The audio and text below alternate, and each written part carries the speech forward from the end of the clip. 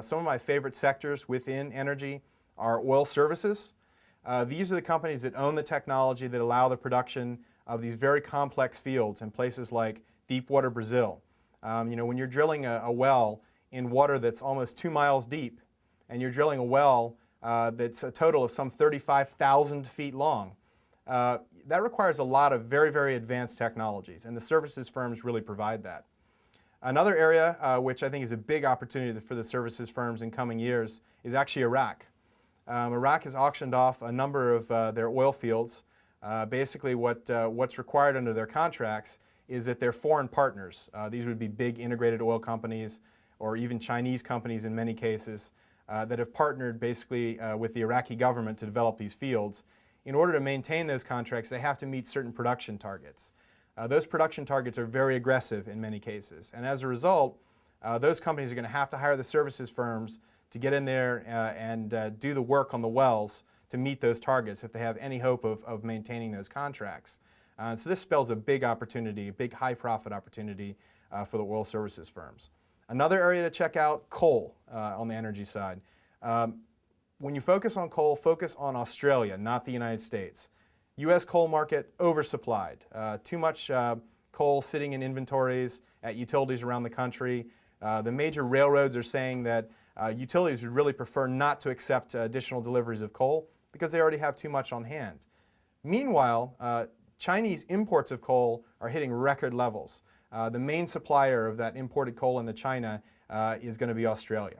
In fact, what we're seeing is that Chinese coal production, which is mainly in the underpopulated areas of the north and west, is actually troubled in a sense because a lot of that coal is now that those areas are starting to develop, a lot of that coal that would normally go to the south and coastal areas of China is staying in the north where electricity demand is growing very rapidly. And to sort of fill that gap, China has been building import infrastructure along the coast to allow it to import more coal from Australia. So look at Australia or Australian companies with coal mining production, or even U.S. companies which have mines in Australia that are benefiting from that export market. Outside of energy, a couple of other sectors to keep an eye on. Healthcare. Talked about this a lot in PF recently.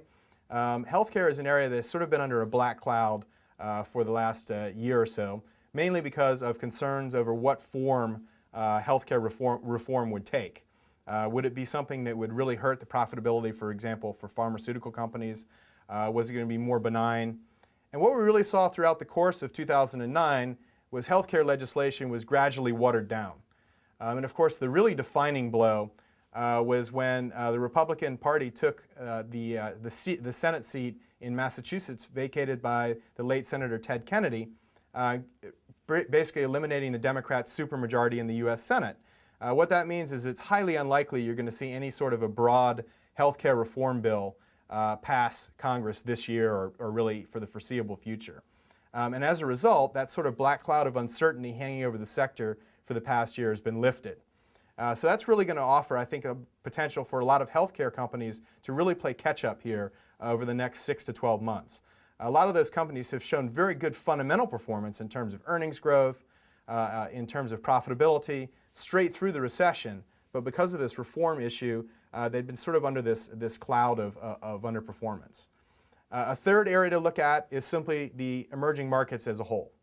10 years ago, it was very difficult for American consumers to buy into a lot of these emerging market stories because they simply weren't able to access these foreign exchanges.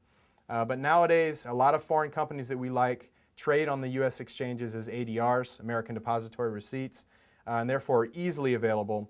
Again, some of the countries that we like a lot, Brazil, which again was featured in the most recent issue of Personal Finance. We also like China an awful lot. In China, we tend to focus on companies that benefit from domestic demand. In other words, not so much companies that are focused on exporting to the developed world, but companies focused on selling products or services within China or within other developing markets in Asia. That's where a lot of the growth is coming from. A third country to take a look at, India. We have a bank, a major Indian bank in the PF portfolio. The banking industry in India, unlike the U.S., isn't plagued with this huge overhang of bad loans. The other thing you're seeing is that consumers are getting to that level of income where they can actually afford to take on debt. things like auto loans, like mortgage loans for the first time. Very strong, fast-growing market in India. And these banks, especially in India, are very much insulated from the troubles that we're seeing in mortgage securities that really have been plaguing the Western banks for some time. And they just don't have that overhang of bad debts. So those are 3 areas to keep an eye on here over the next 6 to 12 months. 3 areas we've been focusing on a lot in PF. We have energy, lots of exposure to the emerging markets. We have the emerging markets themselves. And for a little bit more of a defensive play, take a look at healthcare, really benefiting from more clarity on the healthcare reform debate here over the last couple of months. Thank you very much.